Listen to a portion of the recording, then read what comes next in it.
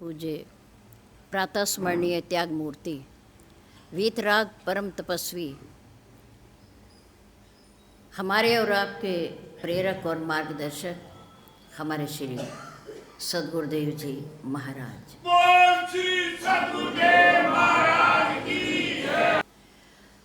अर्चनीय वंदनीय धर्म स्वरूप पूर्व समाज भक्ति स्वरूपा मातृशक्ति प्यारी बहन, प्रातःकाल की शुभ वेला में देवों के देव महादेव आशुतोष नीलकंठ महादेव भगवान शंकर जी के पावन मंदिर के प्रांगण में परम पूज्य गुरुदेव जी के चरणारविंद में परमपिता परमात्मा को साक्षी मानते हुए अपने अपने पैरों की चौकड़ी लगाकर बैठते हुए शरीर को सीधा रखते हुए मन को अपने पास लाते हुए चित्त वृत्ति को एकाग्र करके बैठते हुए चेहरे को मंच की ओर रखते हुए आंखें खोल करके बैठते हुए किसी भी प्रकार की हलचल को रोकते हुए शांति का दान देते हुए धर्ममय वातावरण में धर्म की चर्चा, जीवन सुधार की चर्चा, प्रभु की पवित्र पावनी चर्चा कहने और सुनने का प्रयास कीजिए। धन्यवाद। हमारे से पूर्व हमारी जिन बहनों ने मातृशक्ति ने अपने भाव भजन के माध्यम से रखे, अति सुंदर भव्य। ये मनुष्य का शरीर वो रथ है जिस पर आत्मा सवार होकर परमात्मा तक पहुंचती है। मानव शरीर ये नर्तन मनुष्य का चोला जो बड़े भाग्य से मिलता है, परमात्मा की कृपा से मिलता है। इस रथ पर आत्मा सवार होकर के ही परमात्मा तक पहुंचती है। और 84 लाख योनियों में एक यही शरीर ऐसा है जिसमें भगवत भजन, सिमरन और सत्संग हो सकता है, अन्य योनियों में नहीं। इसलिए भगवान राम ने अपने अयोध्या वासियों को 1000 वर्ष तक राज्य किया, लेकिन केवल एक बार राजा बनने के बाद अपने सद्गुरुदेव को, ब्राह्मण मंडली को, मंत्रियों को और साधारण समाज को अपने पास बुलाया और उन्होंने ये सुंदर उपदेश अपने समाज को दिया। ये प्रभु राम की वाणी है। इसमें श्री रामचरितमानस में ये मानसरोवर है। इसका नामकरण भगवान शंकर ने किया है और रचना भी भोलेनाथ जी ने की है। इस ग्रंथ की मामूली ग्रंथ नहीं है ये। इस महान पावन ग्रंथ की रचना रचि महेश प्रमाण है। रचि महेश निज मानस राखा। इस ग्रंथ की रचना करके अपने हृदय में उन्होंने रख लिया। ये अमृत है। यह हर व्यक्ति को नहीं बांटा जाता, अधिकारी को दिया जाता है। आरत अधिकारी जय पावई। सती को जब वो दक्ष की कन्या थी तो उन्हें राम कथा नहीं सुनाई, क्योंकि उस समय वो राम कथा सुनने की अधिकारी नहीं थी। उन्होंने राम पर संशय किया। लेकिन जब वो ही सती पार्वती के रूप में आई और भोलेनाथ जी के साथ उनका पाणी ग्रहण हुआ, विवाह हुआ, तो उनके सामने बैठकर प्रेम पूर्वक कि अब राम की कथा सुनने में मेरी रुचि है, मेरी जिज्ञासा है, मेरी हार्दिक इच्छा है, अब मैं सुनना चाहती हूँ, आप मुझे सुनाइए। गूढ़हु तत्व न साधु दुरावई, आरत अधिकारी जह पावई। जहाँ सुपात्र मिल जाता है, सच्चा अधिकारी मिल जाता है अमृत बांटने का, कथा को सुनने वाला, वहाँ गूढ़ से गूढ़ भगवान के रहस्य भी संत महापुरुष सद्गुरुदेव खोल देते हैं।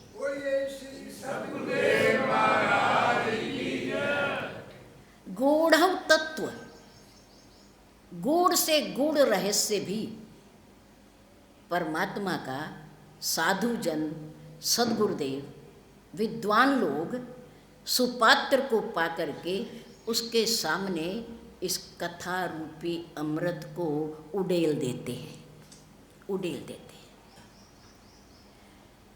तो जो भगवान शंकर ने भगवान की पवित्र कथा रच करके अपने हृदय में रखी हुई थी, रचि महेश निज मानस राखा, पाई सुसमय शिवासन भाखा। समय पा करके, हर समय नहीं, सत्संग का समय होता है, कथा का भी समय होता है, ये चर्चा हर समय और जहाँ तहाँ नहीं की जाती। स्थान होता है, समय होता है और सुपात्र होता है। पाई सुसमय, अच्छा समय पाकर के पार्वती माँ की भावना को देखते हुए, अंतर मन को टटोलते हुए भोलेनाथ जी ने शिव भोलेनाथ और शिवा पार्वती, शिवा किसके लिए आया? माँ पार्वती के लिए। शिवासन भाखा, माँ पार्वती जी को ये सुनाई। विद्वानों ने पूछा, संतों ने, महापुरुषों ने, प्रभु इसका नाम क्या होगा? चर्चा तो आपने की, बड़ी सुंदर की, पर इसका नाम क्या होगा? उस समय भोलेनाथ जी ने बिरचियों शंभु सुहावन पावन, रामचरित मानस मुनि भावन, कितना सुंदर नामकरण उन्होंने इस कथा को दिया, इस सुंदर चरित्र को दिया, भगवान की लीला को दिया। बिरचयों शंभु, इसकी रचना किसने की? भोलेनाथ जी ने की। बिरचयों शंभु सुहावन, ये ग्रंथ कैसा है? बड़ा सुंदर है, बड़ा पवित्र है। बिरचयों शंभु सुहावन पावन, नामकरण रामचरित मानस मुनि भावन। मुनियों को, महापुरुषों को, विद्वानों को भाने वाला, अच्छा लगने वाला ये सुंदर भगवान का चरित्र भगवान भोलेनाथ के द्वारा रचा गया, ग्रंथ बनाया गया। गोस्वामी तुलसीदास ने तो इसे लेखनीबद्ध किया है, लेखनीबद्ध, इसे लिखा है, पर लिखाया किसने है? भोलेनाथ जी ने। लिखवाया किसने है? भोलेनाथ जी ने, कि उनके हृदय के अंदर पहले से ही रखा हुआ था। जैसे वो माँ पार्वती को कथा सुनाते गए, वो लिखते गए। बिरचियों शंभु सुहावन पावन, रामचरित मानस मुनि भावन। अच्छा लगता है चरित्र, कथा सुंदर लगती है, मन शीतल हो जाता है, गदगद हो जाता है। और भगवान राम कहते हैं कि मेरी कथा को सुनते हुए, मेरे गुणों का गुणगान करते हुए, मेरी महिमा का बखान करते हुए जो सच्चे हृदय से करेगा और सुनेगा, मम गुण गावत पुलक शरीरा, गद गद गिरा नयन बह नीरा। मेरे प्रेमी, मेरे श्रद्धालु कि ये दशा होगी मेरे गुणों का गुणगान करते हुए, महिमा का बखान करते हुए। गद गद गिरा वाणी, उसकी वाणी गदगद हो जाएगी, शरीर में रोमांच हो जाएगा। नयन बह बाण पानी, और नेत्रों से प्रेम अश्रु बहने लगे। मम गुण गावत पुलक शरीरा, गद गद गिरा नयन बह नीरा। अभी एक बहन बोल रही थी, मन गद गद हो जाता है। कब हो जाता है?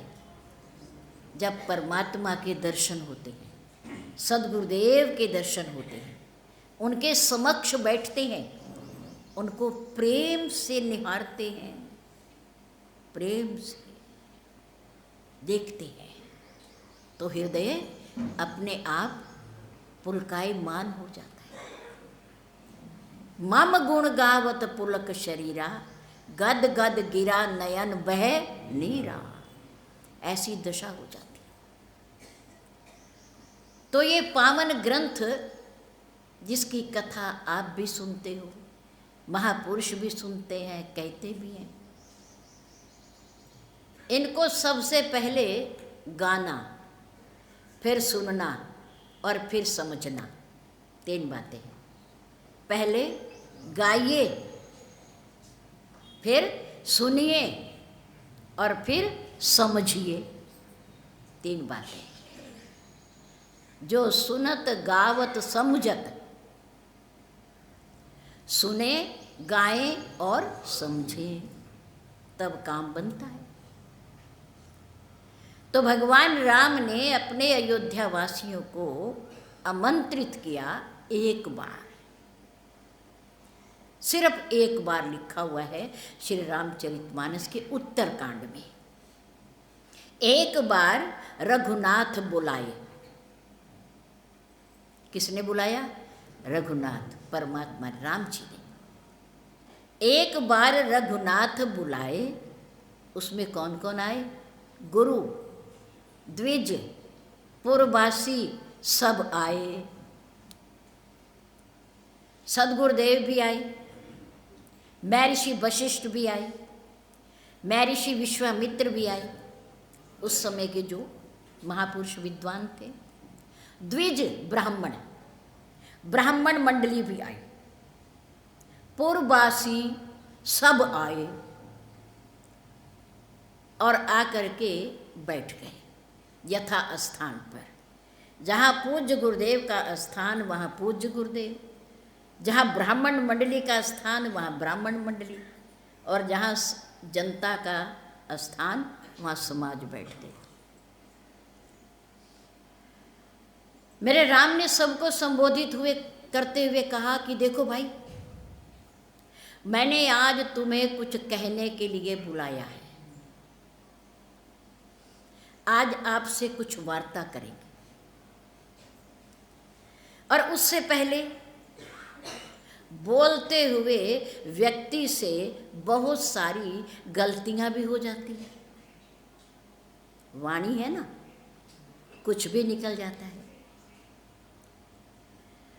तो आपको उपदेश देते हुए, कहते हुए, अगर मैं कुछ गलत कह जाऊं, अनुचित कह जाऊं, तो तुम्हें अधिकार है क्या कि आप खड़े होकर के मुझे वहीं रोक देना, मुझे वहीं रोक देना।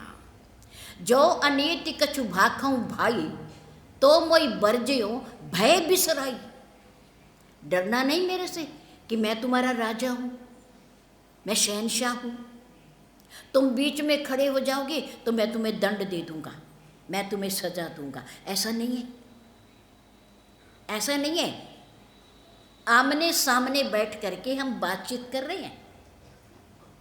आपको लगे कि अगर मैं कुछ आपके सम्मान के विपरीत कह रहा हूँ या शास्त्र सम्मत नहीं कह रहा, तो आप खड़े हो जाना और भय को छोड़ करके मुझे टोक देना, मुझे रोक देना, मैं कुछ नहीं कहूँगा। सोई सेवक, नीचे वाली पंक्ति में कहा कि सोई सेवक प्रियतम मम सोई, वही सेवक मुझे अति प्रिय है, अति प्रिय है। मम अनुशासन माने जोई, जो मेरे अनुशासन को और मर्यादा को मानता है, जो उसके हिसाब से चलेगा, वो सेवक मुझे अति प्रिय है। सोई सेवक प्रियतम मम सोई, मम अनुशासन माने जोई, जो मेरे अनुशासन को मानेगा, समय का पालन, आज्ञा का पालन, धर्म के मार्ग पर चलना, क्योंकि हम मनुष्य हैं। हमारे लिए सारे नियम हैं, पशु के लिए कोई नियम नहीं, पक्षी के लिए कोई नियम नहीं, ना खाने का, ना सोने का और ना जगने का, कोई नियम नहीं। हम मनुष्य हैं, इसलिए हमारे नियम भी हैं। हमारे सोने का भी नियम है, हमारे उठने का भी नियम है, हमारे खाने का भी नियम है और हमारे पीने का भी नियम है। भजन का भी नियम है, सत्संग का भी नियम है। हम नियम में बंधे हुए हैं, मर्यादा में हम बंधे हुए हैं, क्योंकि हम मनुष्य हैं, हम मनुष्य हैं। प्रातःकाल मनुष्य को उठना चाहिए सूर्य उगने से पहले।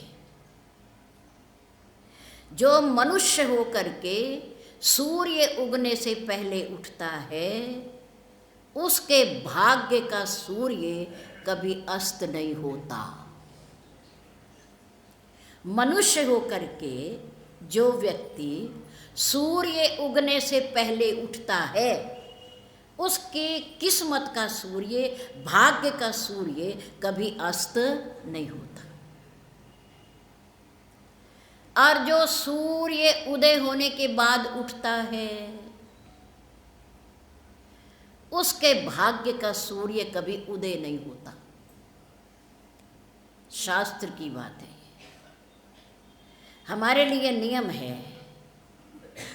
पशु के सामने भोजन आता है, भोजन को देखकर, चारे को देख करके पशु खड़ा हो जाता है। गाय हो, भैंस हो, कुत्ता हो, बिल्ली हो, आप देख लो, डाल के देख लो। पशु के सामने भोजन आएगा तो पशु खाने के लिए उठकर खड़ा हो जाएगा, बैठा भी होगा तो।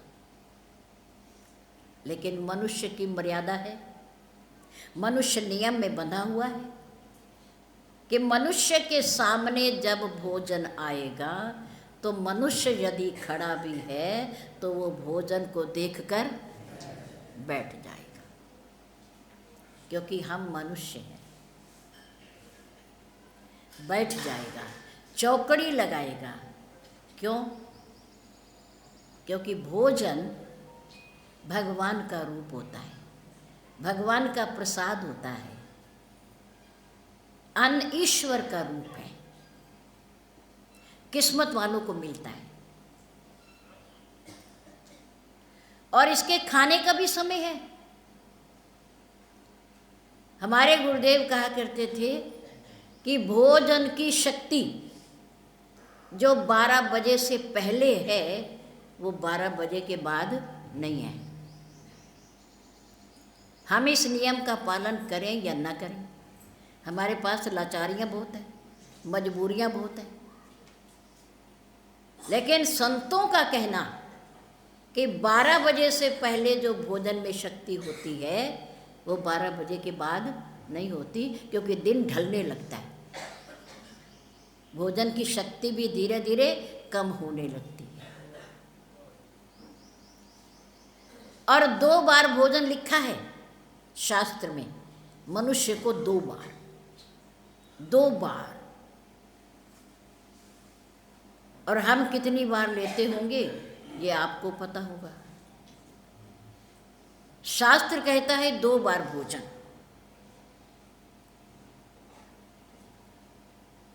संत महापुरुष 1 बार करते हैं। हमारे पूज्य गुरुदेव जी दिन में 1 बार भोजन लेते थे, 11:30 बजे, 12 बजे से पहले। अगर 12 बज गए और भोजन नहीं बना, या कहीं जा रहे हैं रास्ते में हैं और 12 बज गए, तो उस दिन का भोजन नहीं लेते थे, छुट्टी। फिर अगले दिन 11:30 बजे, 11:45 बजे फिर भोजन लेते थे। उसके बीच में दूध, भोजन नहीं, बस।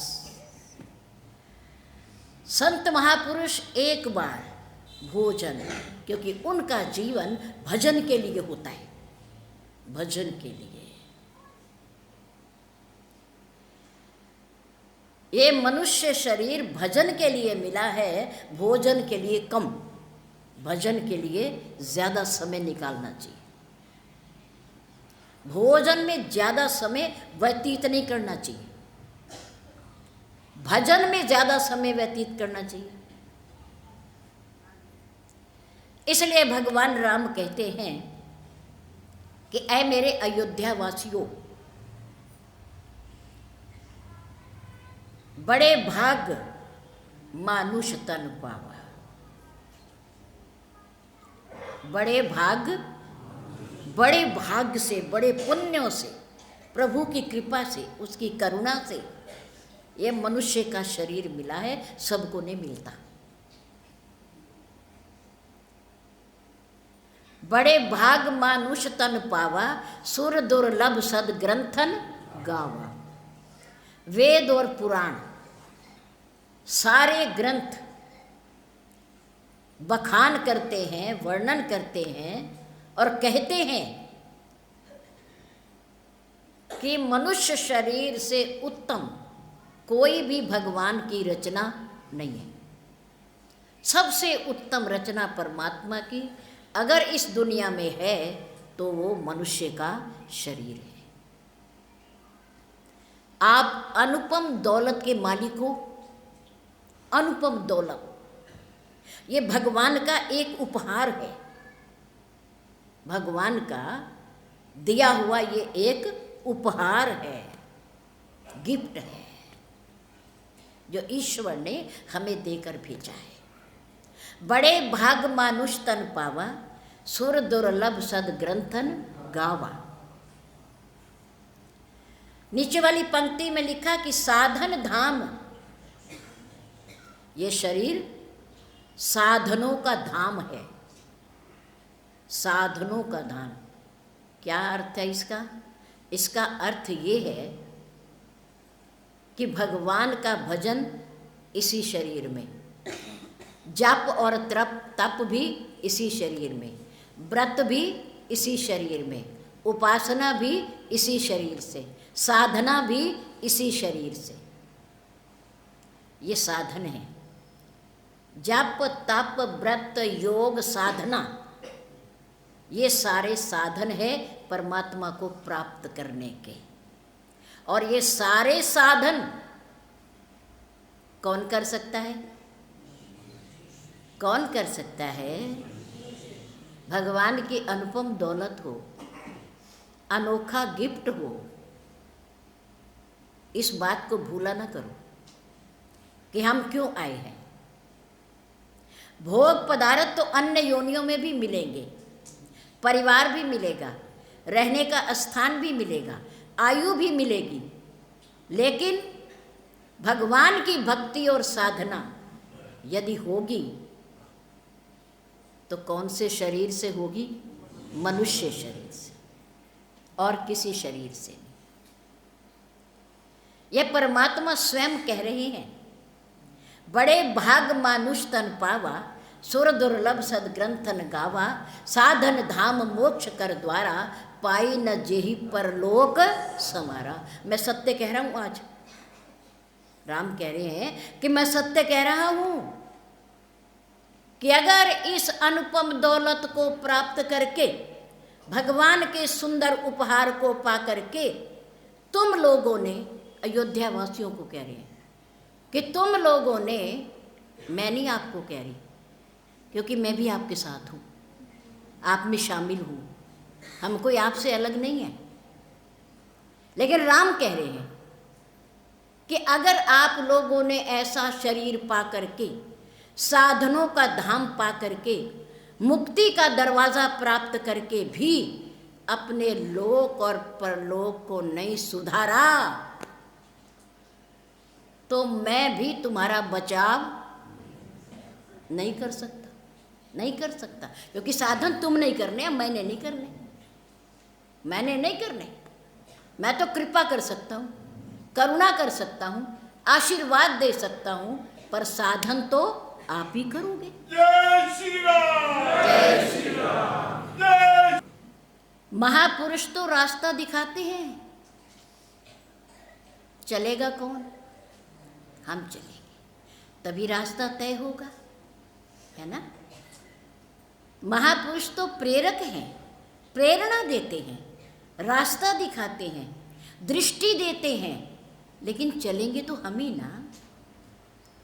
प्रभु राम कह रहे हैं कि अगर तुमने पाई न जेहि पर लोक संवारा, यदि ऐसी सुंदर देन को पा करके भी, देही को पा करके भी आपने लोक और परलोक नहीं संवारा, नहीं बनाया, साधन नहीं किया, तो मेरा कोई दोष नहीं, दोषी तुम हो। पाई न जेहि परलोक संवारा, अगर साधन नहीं किया तो भी बता दिया नीचे वाले दोहे में, अगर साधन नहीं किया, जप तप नहीं किया, सिमरन नहीं किया, सेवा नहीं की, सत्संग नहीं किया, तो क्या होने वाला है? तो क्या होगा? वो तो होगा। हमने किया या नहीं, पर जो होने वाला है वो जरूर होगा। सो परत्र दुख पावहि, जो समय से चूक जाते हैं, साधन नहीं कर पाते, इस चोले की महिमा को नहीं समझ पाते,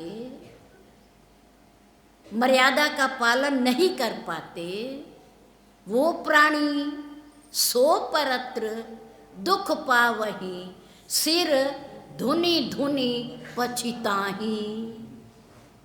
अंत समय में उनके पास पछताने के सिवाय और कुछ नहीं रह जाता। अब तो समय ही नहीं रहा, क्या करेंगे अब? अब तो बुढ़ापा आ गया। बचपन में करना था, जवानी में करना था, जब शरीर में शक्ति थी तब करना था।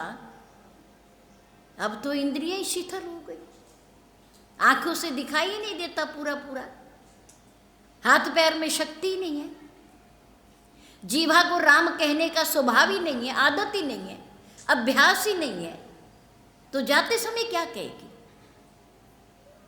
पर फिर भी परिवार वाले कोशिश करते हैं कि जा रहे हो, अंतिम समय है, राम ही कह लो, राम ही कह लो।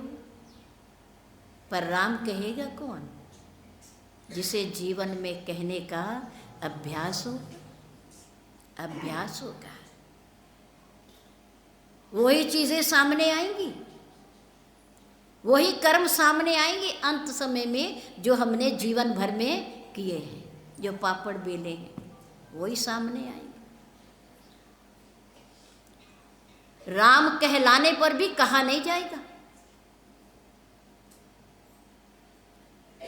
शव यात्रा में जाते हुए हम सब एक शब्द का उच्चारण करते हैं, राम राम राम राम। जो जा रहा है वो झूठ है ना, जो जा रहा है वो झूठ है, चला गया। शरीर जड़ है, मिट्टी है, वो झूठ है, लेकिन राम का नाम सत्य है। आज भी सत्य है, पहले भी सत्य था, और हम नहीं कहेंगे तो भी सत्य ही रहेगा। वो तो सत्य ही है। अच्छा, वो जो जा रहा है, जो झूठ था, जो नाशवान था, उसके पीछे हम चलते हुए कह रहे हैं राम राम सत्य है। वो क्या सुन रहा है क्या? तो चला गया, सुनने वाला तो चला गया। अब तो जड़ शरीर जा रहा है अग्नि की चिता पे, शमशान घाट में। ये जो हम कह रहे हैं कि राम राम सत्य है, उसके लिए कह रहे हैं या अपने लिए कह रहे हैं? किसके लिए कह रहे हैं हम? अरे भाई, वो तो सुन नहीं रहा। अब जिसके पीछे चलते हुए हम कह रहे कि राम राम सत्य है, वो तो नहीं सुन रहा। ये राम राम सत्य है किसके लिए है? जो हैं, जो सुन रहे हैं, जो बोल रहे हैं, ये राम राम सत्य उनके लिए है कि आज के बाद पल्ले बांध लो बात, दृढ़ कर लो निश्चय कि जो जा रहा है शरीर वो झूठ है और राम का नाम सत्य है। वो झूठ है, पर उस झूठे शरीर से ही, उस नाशवान शरीर से ही सत्य परमात्मा को प्राप्त करना है। झूठा है वो, 5 तत्व का पुतला है वो, जड़ है वो,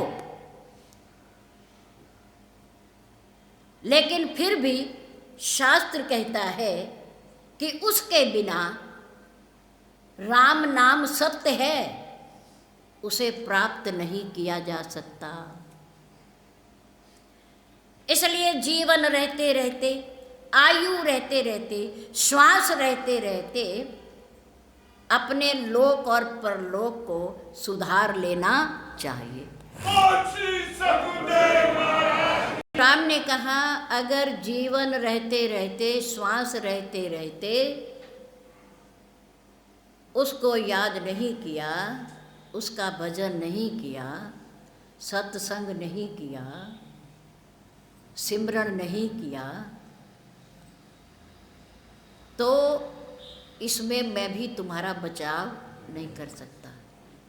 भले तुम मुझे परमात्मा मानते हो, ईश्वर मानते हो, रोज दर्शन भी करते हो, लेकिन फिर भी तुम्हें अपना साधन तो करना ही पड़ेगा, करना ही पड़ेगा। उसके बिना सो परत्र दुख पावही, सिर धुनि धुनि पछताही। फिर क्या करते हैं? काल ही, कर्म ही, ईश्वर ही, मिथ्या दोष। मिथ्या, मिथ्या शब्द झूठा, मिथ्या शब्द का अर्थ है झूठ, कोरा झूठ। अरे हमारे पास समय होता हम भी भजन करते, परमात्मा कृपा करता, हमें समय देता तो हम भी भजन करते। अरे ये क्या है? बचपन कहाँ खो दिया, जवानी कहाँ खो दी, अब बुढ़ापा है, अब होता नहीं तो परमात्मा का दोष है, ईश्वर का दोष है, काल ही, समय का दोष है, कर्म ही।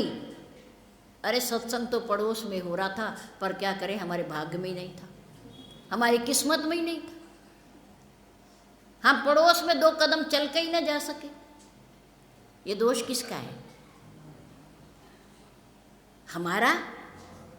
और हम किसके मत्थे मर रहे कि हमारे कर्म में ही नहीं। अरे कर्म भी तो हमने ही किया है वो। अब कर्मों को सुधारें, ये बिगड़े हुए कर्मों को सुधारने का मौका है। देखो, मनुष्य जीवन एक ऐसा जीवन है जिसमें पुराने कर्मों को भोगा भी जाता है और नए कर्म भी किए जाते हैं। ये अवसर केवल हमारे पास है, केवल हमारे पास।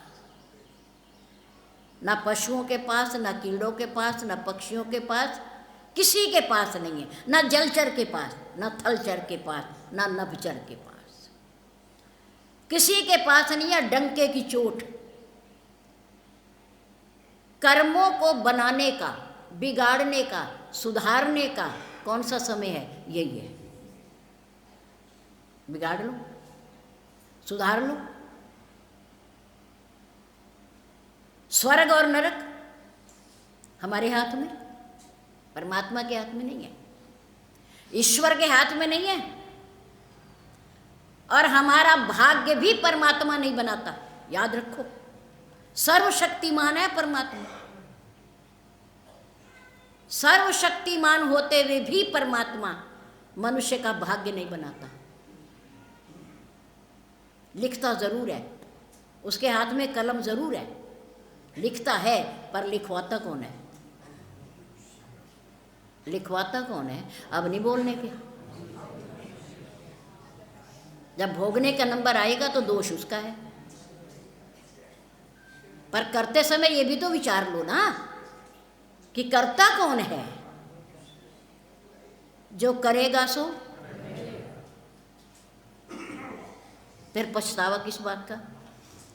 फिर दोष किस बात का? फिर कमी परमात्मा की कहाँ रह गई? ये तो हम लिखवाते हैं और परमात्मा लिखता है। हम कर्म करते हैं, परमात्मा ऊपर बैठ करके लिखता है। वो सबसे पक्का न्यायाधीश है, उसे सबकी शक्लें याद है। समझ लेना बात को। इतने बड़े ब्रह्मांड में 84 लाख योनियों में उसको सबकी शक्ल याद है। वो कभी भूलता नहीं है। हम मिसगाइड हो जाते हैं, अपने आस पड़ोस को भी नहीं पहचानते, हमें नहीं पता रहता। हम भूल जाते हैं, लेकिन परमात्मा कभी भूलता नहीं है। और कर्म कभी मनुष्य का पीछा नहीं छोड़ता, ये भी याद रखो। और ये भी याद रखो कि जो हमारे सामने आ रहा है वो कभी ना कभी किसी ना किसी योनि में हमने किया है। और ये भी याद रखो कि बंधन बांधने को भी यही योनि,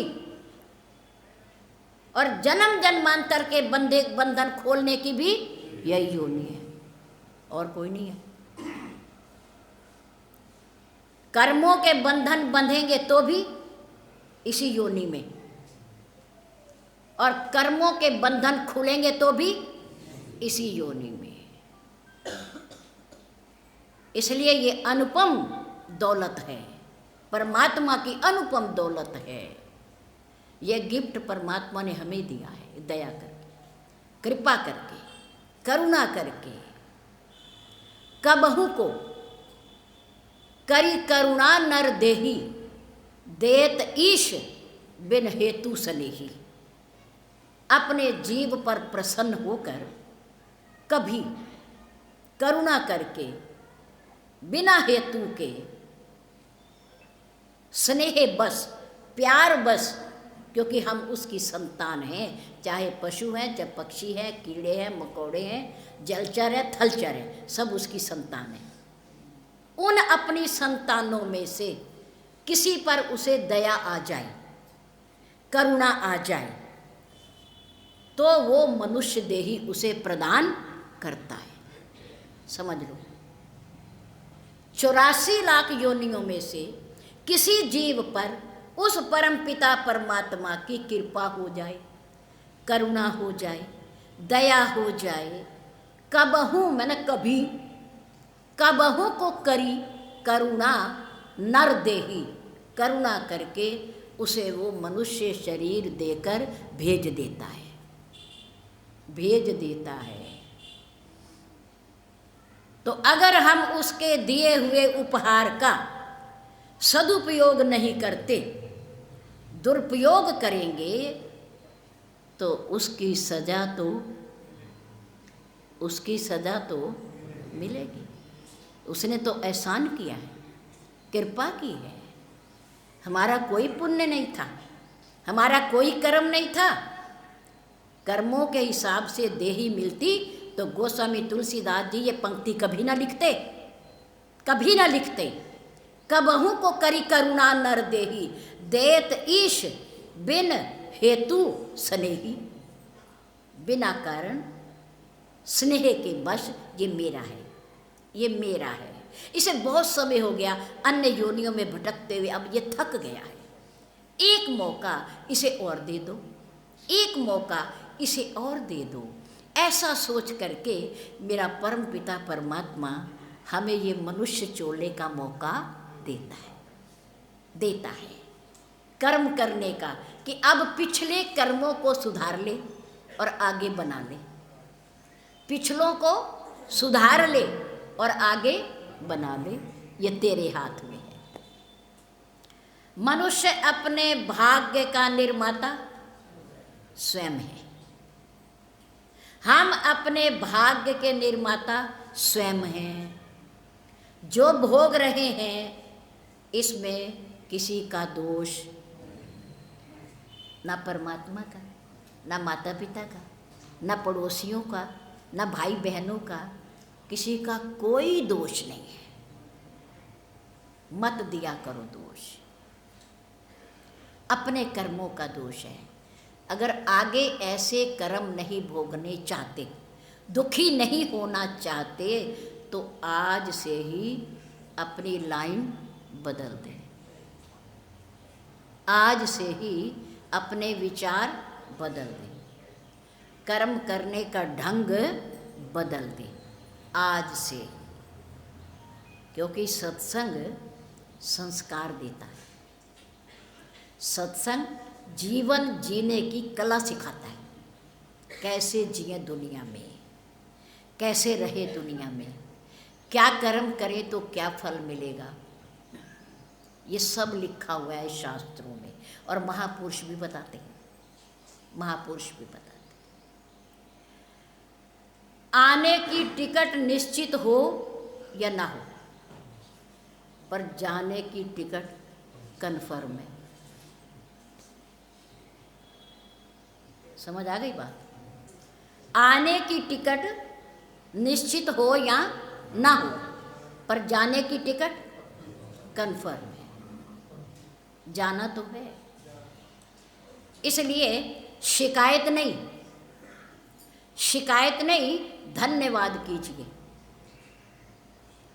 जो पास में है उसका आनंद लीजिए, जो पास में है उसका आनंद लीजिए। कबीरदास जी के पास चरखा है, सूत काटते हैं, उससे वस्त्र बनाते हैं और बाजार में बेचकर अपने परिवार का लालन पालन करते हैं, पर दिन रात भगवान का भजन भी करते हैं। परिवार में रहते हैं, उनकी धर्मपत्नी है, पुत्र भी है और पुत्री भी है, परिवार है उनका। परिवार में रहते हैं, ईमानदारी से काम करते हैं, सूत बनाते हैं, कपड़ा बनाते हैं, बाजार में बेचते हैं और जितना मिलता है उसमें प्रसन्न है, खुश है उसमें, और भगवान का भजन करते हैं। संत रविदास जी जूते गांठने का काम करते हैं, जितनी ज़रूरत है उतना जूता बनाकर बेच देते हैं, परिवार का लालन पालन करते हैं और भगवान का भजन करते हैं, प्रसन्न, खुश। जितना पास है उसका आनंद लीजिए, शिकायत नहीं, धन्यवाद कीजिए। परमात्मा तूने बहुत दिया, इसके मैं लायक भी नहीं था जितना तूने दिया है। अगर ऐसा कहोगे ना तो परमात्मा खुश हो जाएगा और हमारे पास कमी नहीं रहेगी। एक बार करके देखो, भगवान का धन्यवाद जितना है उसमें एक बार भगवान का धन्यवाद करके देखो, कितनी मन को शांति मिलती है। चाहे जिधर से भी गुजरिए, एक मीठी मधुर सी हलचल मचा दीजिए, उम्र के हर दौर में इस शरीर की जो आयु है, जितनी भी है, उसका हर दौर आनंददायक है। इसलिए शरीर की हर उम्र का आनंद लीजिए। शिकायत नहीं, धन्यवाद कीजिए। प्रभु जो दिया है बहुत अच्छा दिया है, जो प्राप्त है वो पर्याप्त है, मेरे से संभलता भी नहीं। अगर ऐसा कहेंगे हैं तो परमात्मा खुश हो जाएगा, खुश हो जाएगा। हर पल उसे याद करें, हर पल उसे याद करें। क्यों? कि जो काम हम जीवन भर नहीं कर सके वो परम पिता परमात्मा एक पल में कर देता है, एक पल में कर देता है। अगर हमारे जीवन का कोई भी चैनल हमें साफ दिखाई नहीं दे रहा, यदि हमारे जीवन का कोई भी चैनल हमें साफ साफ दिखाई नहीं दे रहा, तो अपने जीवन का रिमोट कंट्रोल परमात्मा के हाथ में दे दीजिए, वो अपने आप साफ कर वो अपने आप ठीक कर लेगा, क्योंकि वो सर्वशक्तिमान है। जो काम हमसे नहीं होता उसके भरोसे बैठ जाइए, वो अपने आप कर देगा। संतों के करता है, महान पुरुषों के करता है। संत रविदास जी जूता गांठते हैं,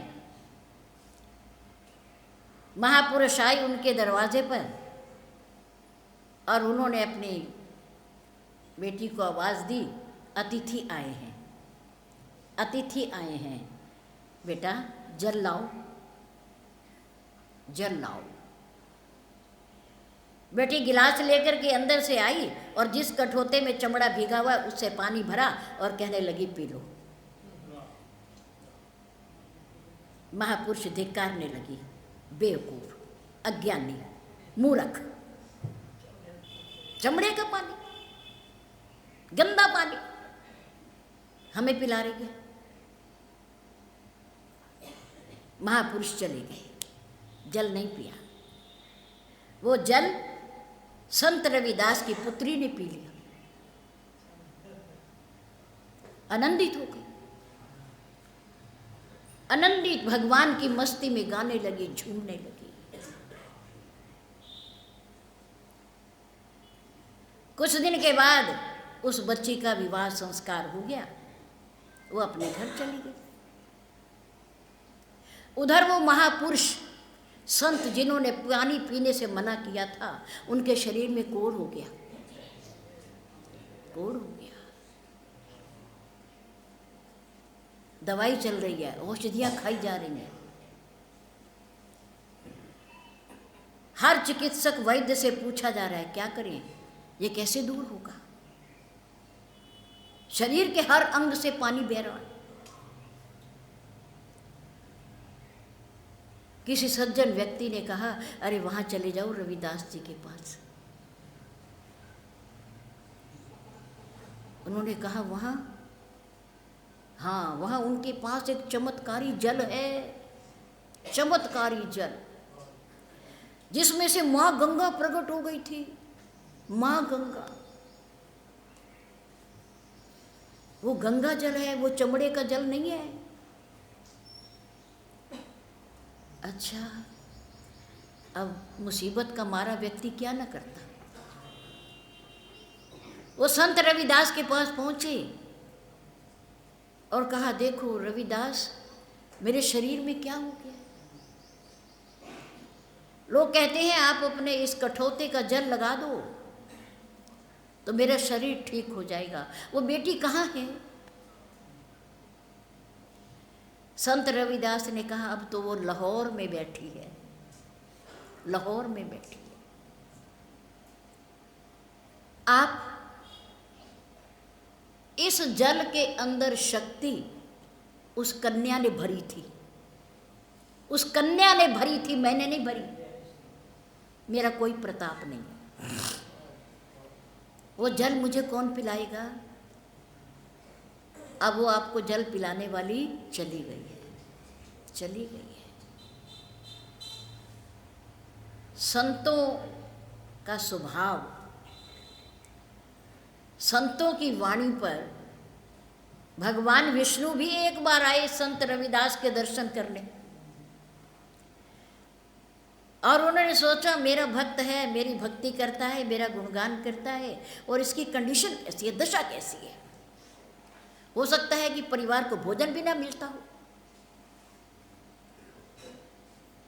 उन्होंने कहा, जो साधु महाराज का वेश धारण करके आए थे, कहने लगे रविदास तुम कितना मुश्किल गुजारा करते हो, दिन रात जूते गांठते हो, और परिवार का पता नहीं भरण पोषण भी होता होगा कि नहीं।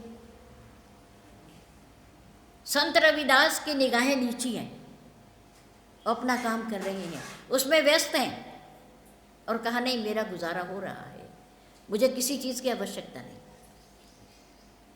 उन्होंने कहा नहीं चलो कोई बात नहीं, कुछ नहीं लेते तो मेरे पास एक पारसमणि, पारसमणि, और तुम्हारे पास लोहा है जिस पे रख के तुम जूते गांठते हो।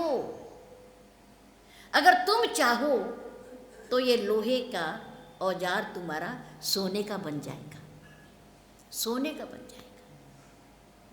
रविदास जी ने कहा नहीं मुझे कोई आवश्यकता नहीं, मेरा लोहे का ही ठीक है। जो काम लोहा करता है वो सोना नहीं कर सकता, सोना नहीं करेगा, ये लोहे का ही ठीक है। उन्होंने कहा नहीं अच्छा चलो कोई नहीं, तुम एक बार ले तो लो ना मेरे से।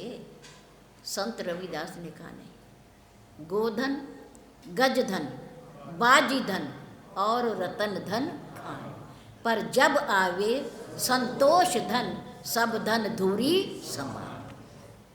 संतों के पास संतोष होता है, सब्र होता है, भगवत विश्वास होता है।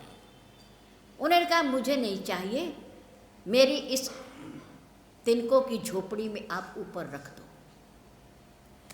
उन्होंने वो पारसमणि ऊपर रख दी। थोड़े दिनों के बाद प्रभु ने देखा कि रविदास की तो वही दशा है, वही स्थिति है, वही जूते गांठ रहा है और वही बाजार में बेचकर गुजारा कर रहा है। फिर आए वो और कहा रविदास तुम्हें हमने पारसमणि दी थी।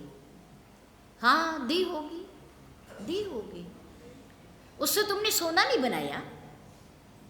कहा मुझे सोने की क्या जरूरत है, वो है कहाँ जहाँ आप रख गए थे, जहाँ आपने रखी होगी वही रखी है, उठा लो अपनी मणि, मुझे ज़रूरत नहीं। क्या तुम्हें सोने की ज़रूरत नहीं, तुम धन दौलत नहीं चाहते, तुम अच्छी तरह से गुजारा करना नहीं चाहते। संत रविदास ने कहा मेरा हो रहा है। उन्होंने अपनी रापी जिससे जूते को ठीक करते हैं, उन्हें अपने माथे के पसीने से स्पर्श किया, वो लोहे की रापी कैसे हो गई, सोने की बन गई, सोने की बन गई। प्रभु ने कहा अच्छा ईमानदारी का पसीना है, भगवान की भक्ति का पसीना है, उनके सिमरन का पसीना है, वो पारसमणि से कहीं अधिक शक्तिशाली है, कहीं अधिक शक्तिशाली है। संतों ने कहा मुझे पारसमणि की क्या ज़रूरत है, मेरा पसीना ही पारसमणि है। मैं ईमानदारी से जूते बनाता हूँ, जितना मुझे चाहिए उतने में जा कर के देता हूँ। मेरे परिवार को कितनी आवश्यकता है मैं जानता हूँ, मैं जानता हूँ। यह मनुष्य जीवन है। हमने आज कल की कल कल में शोर में, मेरे में तेरे में अपने जीवन को खो दिया है। आपाधापी में, विज्ञान की दुनिया में, फैशन की दुनिया में हमें पता ही नहीं रहा कि हम कहाँ जा रहे हैं, हम कहाँ जा रहे हैं। हमारा रास्ता ही नहीं हमें पता कि हमें जाना कहाँ था और हम जा कहाँ रहे। ना उठने का, ना सोने का, ना भोजन खाने का, ना सत्संग का, ना बच्चों के पास बैठने का, ना दुख सुख बांटने का हमारे पास समय नहीं। और समय है, समय है, पर इन सब के लिए समय समय है, पर इन सब के लिए समय नहीं है। वास्तव में हमारा समय इन्हीं के लिए है, भगवान के भजन के लिए, सत्संग के लिए, सिमरन के लिए, सेवा के लिए, शास्त्र अध्ययन के लिए, जप और तप के लिए। इनके लिए नहीं था जहाँ हम लगा रहे हैं। समझो, सोचो, जागो, जागो और उठो और आगे बढ़ो। हमें कहाँ जाना है, इस लक्ष्य को निर्धारित करो।